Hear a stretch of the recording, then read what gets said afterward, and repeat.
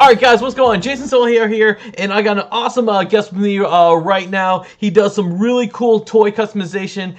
We got Chris right here, and Chris, go ahead and introduce yourself. Hey, what's going on, guys? My name's Chris. I got a art brand is how I refer to it. It's under the name Jumbo Nuggatron right now. And, we just do all types of toy customizing, and basically our main inspiration at the moment is Ninja Turtles. And but yeah, so I'm pretty much the main developer with the brand, as I like to speak of it as. It just makes it better for talking about it and just handling myself at a business standpoint, kind of thing like that. Gotcha. But, so is it just you that's doing it, or do you have like a team of people that assist you out? well, see, at the moment, it's basically me. I can get like really in depth with it if you like, or I can kind of make it a quick version if you like. So I do work with other folks because I can do things in a creative aspect, but I'm limited. So what I've found works with the formula that I use, it's actually finding specialists that actually excel far more than I do at say certain different aspects of like making a project come to fruition at a top level. You know what I mean? So Right. so I actually have. I've tried to find anybody I can that is just a specialist and that's enthusiastic about, my idea and wanting to actually work with me.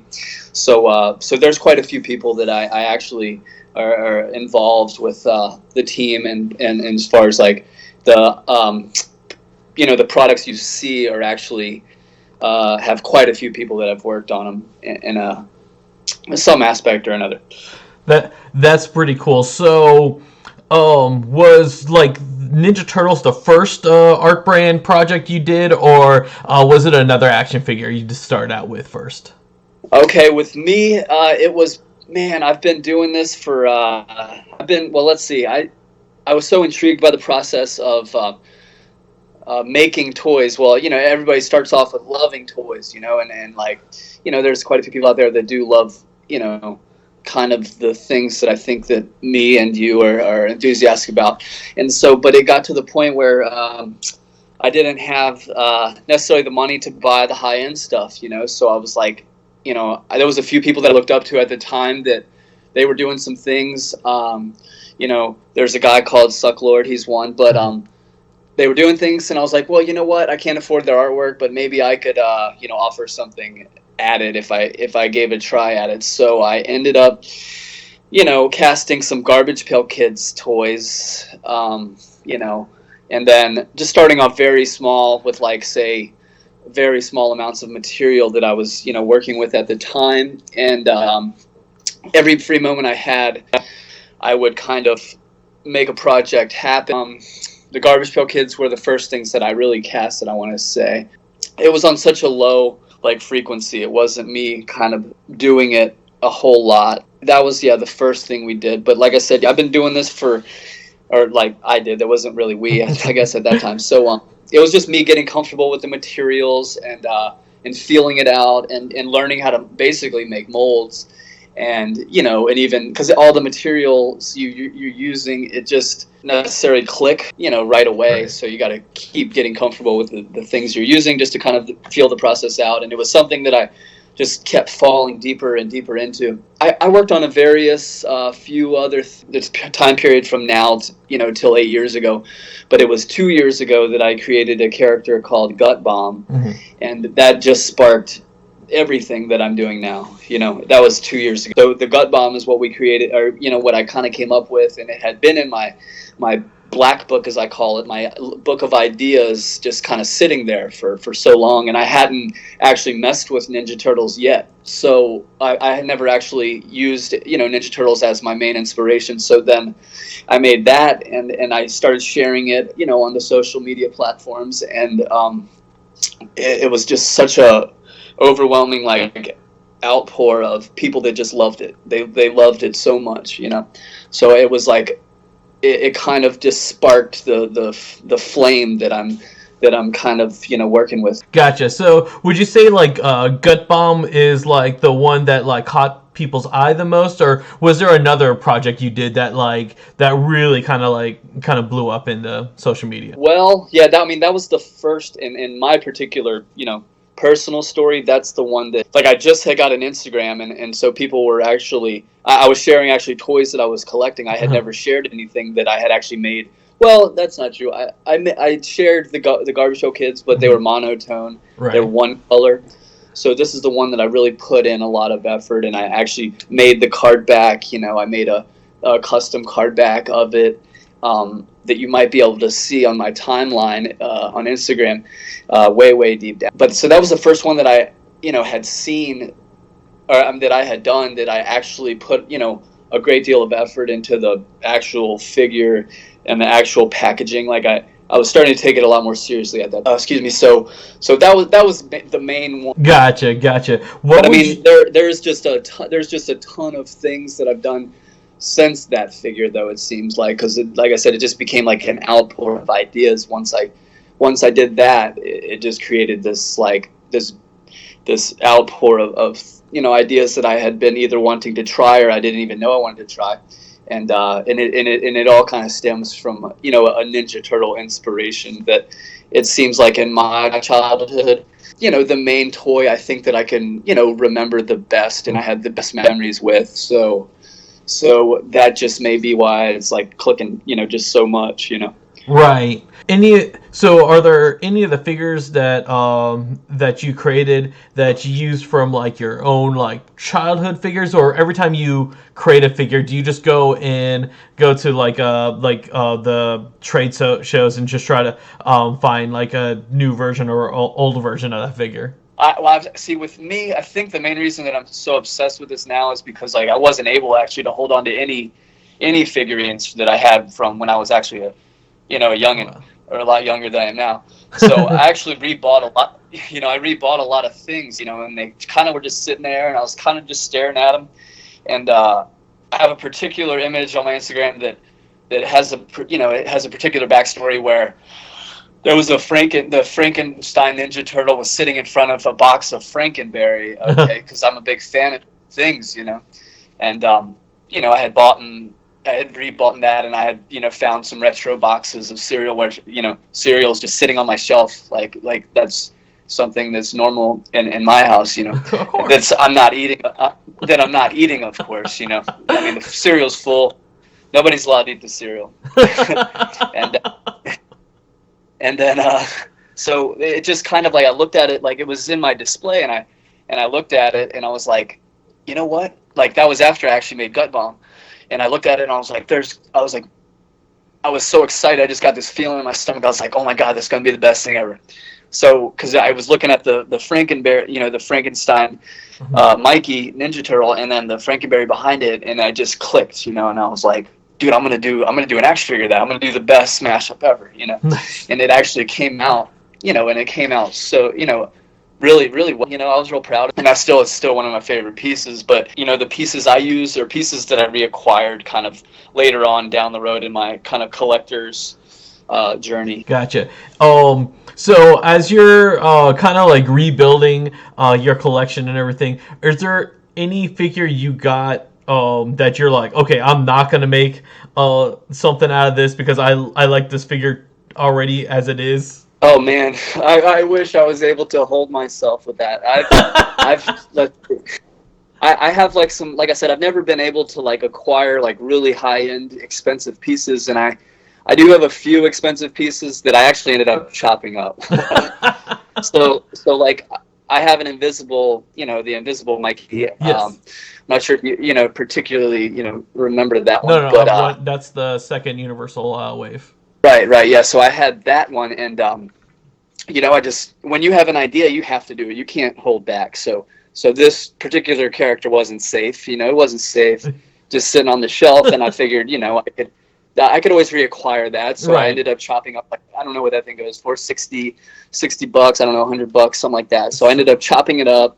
I made a video of me chopping it up just because, I like doing those kind of things. And I ended up making another piece that I was proud of from the kind of usage of repurposing that particular, toy, and presenting it in a new way. Right. That's kind of how my process works. So, did the internet cry when you when you made the video of you chopping up the Invisible Man, Mikey? I can't say that I got a lot of reactions from it. Developed quite a little audience so far since I've been doing this for 2 years, but I get reactions for certain things. I've got a reaction from I sealed one of my pieces and I had to rip it out of the package, and I took a video of that, and people were freaking out over that.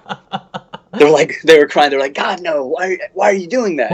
Why are you open your own figure?" It's just to give you that vibe, That's what we used to do. We used to shred open the box, Even though, as much as I was a child, I remember thinking the appreciation I have for the total package comes, it comes from from when I first started even getting the toys. I remember just having such appreciation for the art, such an appreciation for the total thing just sitting there on the shelves. So what I would do is I would even as a child, I would battle myself, keep this sealed, and then I would convince myself, no, you're a child. This is a toy. It needs to be played with. And that's ended up what I always ended up going with. No, 100%. 100% understand. I'm kind of half and half on the whole opening figures and that, because parts of me I'm like, oh, I gotta open it, and then the collector's part of me is like, no, and that's why most of my action figures I have two. Yeah, it's definitely a controversial thing. I think you got your MOC guys, and then you got your loose type. I'm both. I don't see why you can't be both. Right, exactly. That's why I tell people I'm both too, and people, I don't know, that blows people's minds. They're like, whoa, you can't be both. With me, there's no criteria, there's no rules. How do you actually do the card back? What kind of cardstock do you use to do that? Is it cardboard, or is it something more of what the action figures actually carry? It's pretty close. I mean, the dimensions are really close to the originals. The material I use is basically anything I get my hands on. I started off using cut up cardboard boxes. Mm-hmm. That's where I started. Yeah. Anything any kind of recycled material I could ever get on, just to make an idea be presentable. But I have gotten the techniques down to pretty good science, where now I'm using things that I buy. Yeah. There's basically just chipboard. So what I do is I print a front and a back, and I sandwich it together on chipboard, and then just kind of cut everything out, line everything up. That's basically what I do. But it's kind of accurate to the originals. Although I think the originals were printed on actual cardboard. I can't quite figure it out. I think those are really high end. Right. Kind of along my process, I've learned to improvise where I need to, just to make things, practical. Right. That makes sense. And then, what about the sealing? Do you use glue, or do you actually seal that sucker onto the board? So with me, I've been through so many different things. I'm always trying and updating my materials and trying to kind of get the top quality, top-notch materials and is absolutely presentable. And I want this piece to last. I don't want to make it and then it falls apart when somebody gets it.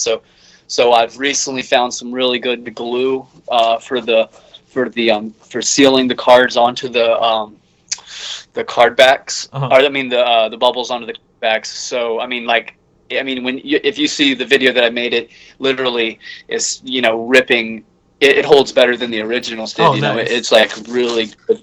And there's different types of things for, as always, there's different types of materials for different applications. And I happen to find a good, one of the best, products I could possibly find to seal those and get them to stay on.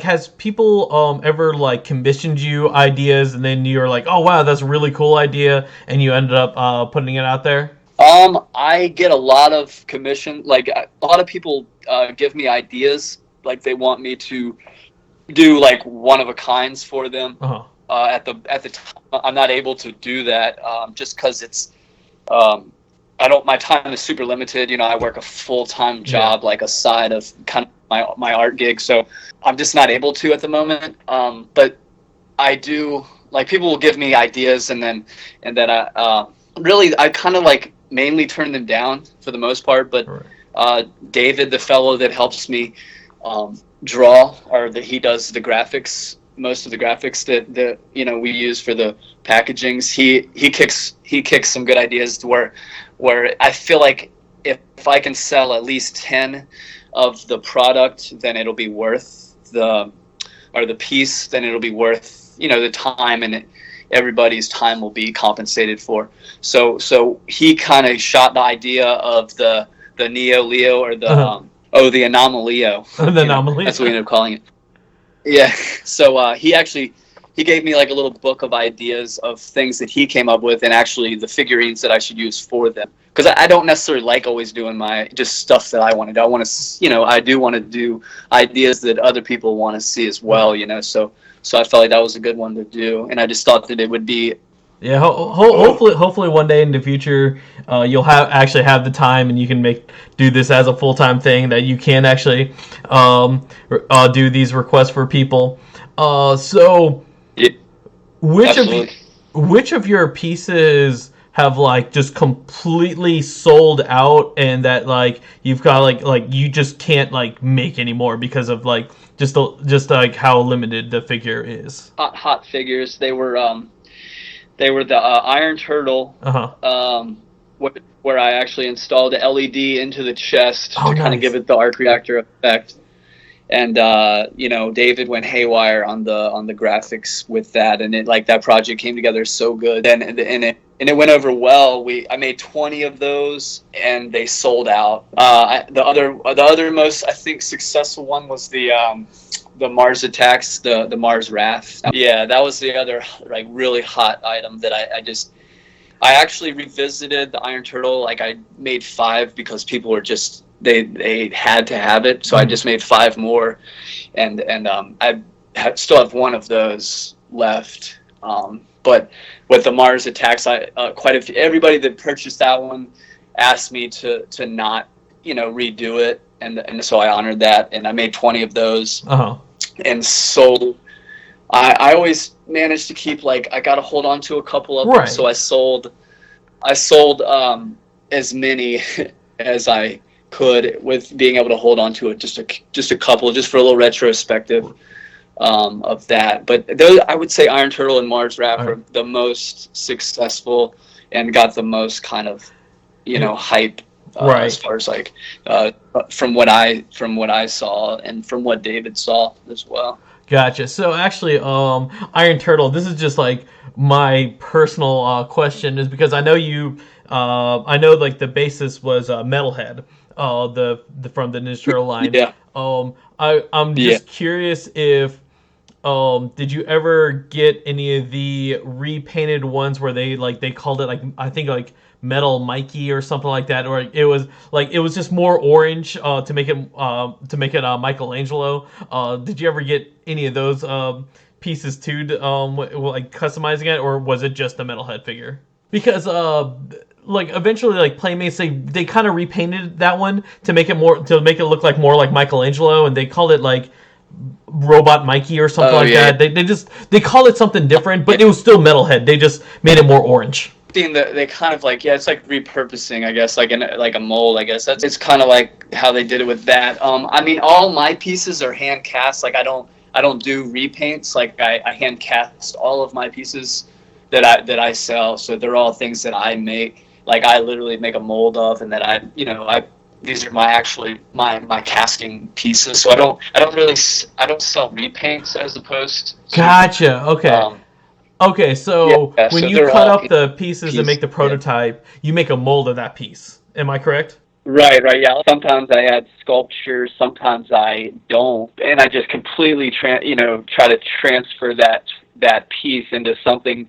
That's what I call it. I call it transformative. I'll get a lot of ideas people will recommend to me, and I just don't feel that it's transformative enough. I like to offer witty ideas, and I like to play on something where it shines light on the old piece, but then it brings a new light to it as well. I feel like there's a lot of power in this sort of artwork. It's kind of revive an old toy. Do you have any future figures that are almost ready that like you're excited about that's coming, or is everything still in planning stages for you right I just like to do the unexpected. So like I might even talk to other folks about an idea. Like I have very close knit like supporters that are really strong of mine that I always kick them exclusive content, and I might say that I'm doing something or what's down the pipeline. But then I'll switch it up totally different. But I'll eventually get to the projects that I spoke about. But it's in no particular order, and I do have a few things planned at the moment. I have some of the biggest developments that I've been working up towards. Like for this past 2 years, I've literally been just just getting all of my ducks in a row. I'm constantly upgrading, tools in my workshop and constantly thinking of new ideas. Right. And it's sort of like I do have a few that I'm pretty set on as far as like ideas that I know I'm gonna do, and then I got some maybes. But I keep that stuff kind of real close to me, just because I like it to be a surprise, where people are like, oh right. my God, we didn't see that coming, or yeah. I didn't want you to spoil anything.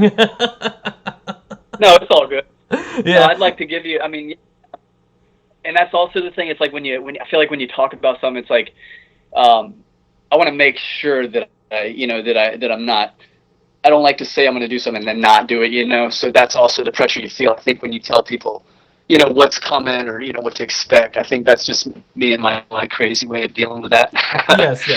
No, trust me, I know that all too well. There's so many things that I said I was gonna do in future tell my audience like what I was gonna do, and then I ended up like I still haven't done it yet. I still plan to do it. It's just that I'm like, oh, man, I pretty sure I said anything. I think there's a lot of mystery involved in like sort of artwork, and honestly, I've never even shown my face, to be honest, just 'cause I want to make sure the artwork is for people necessarily care about the artist. They just want to know. They just want to see cool stuff. They just want to. And I mean. Yeah, no, I 100%. Although, like, that would be cool if people cared about me. Hopefully, after this video, people will care about you. The work we're doing has already like kind of got me moving in my family like to places we never would have seen. Like we went to Asheville, North Carolina for an art show. It was a first year event. It's like a toy art show, but it was a perfect venue for me to and be my first show that I had done. It was real like small and intimate. But then the second one was the same year last year. That was at the beginning of the year, and the second one was in freaking New York City. Oh, wow. Where me and my family literally got in our minivan, drove to New York City, into the middle of Times Square. We're country folks. I mean, we're like country bumpkins. We're from the country, and we don't know how to deal with that stuff. So we're like, we're going to share art. We're going to go do something. We're going to go on this crazy adventure. So we actually went. It was insane, and but. That's what's cool about, people not necessarily knowing who you are. You're sitting, you're kind of walking around, and I like the mystery a lot. Like I like the mystique behind. So it looked like my main character that I developed. He's one of the very few completely original characters that I have, because every idea that I do that I might use inspiration from a certain character that is one of my favorites. I try to mix in an all original character with an all original storyline, and that's Dr. Milton Mothers. So that's kind of like my alter ego. Nice. He's the guy behind. He's the creator. He's the guy behind the mask. That's awesome. So from doing all these toy customization, toy molding, what has been probably your favorite experience out of these 8 years that you've done it? New York was definitely the most surreal, I would say, because it was just such a shock, and it was such a fear to me. That was like a good moment. The process is just my main. When you're like, I think the process is my favorite, my favorite part, and like just like participating on a daily basis, like in this, this community, as far as like, and just doing the art, is probably my biggest like daily achievement, I think, just by, just keeping it, doing it, just trying to be consistent thing that I think I'm most proud of, just to like, just keep being consistent and trying to produce cool stuff. Gotcha. Well, Chris, thank you so much for your time. For everyone watching this video, check out, we're going to have links to his Instagram and his page and everything in the description below. And is there anything else you would like to say to the people watching this video? And I can assure you, it's going to get quite interesting, and I appreciate everybody getting aboard with us and coming on this crazy journey, All right. Thanks so much. All right. Till next time, guys. All right. See ya. Thank you so much. Is there any figure you got that you're like, okay, I'm not going to make something out of this because I like this figure already as it is? Oh, man. I wish I was able to hold myself to that.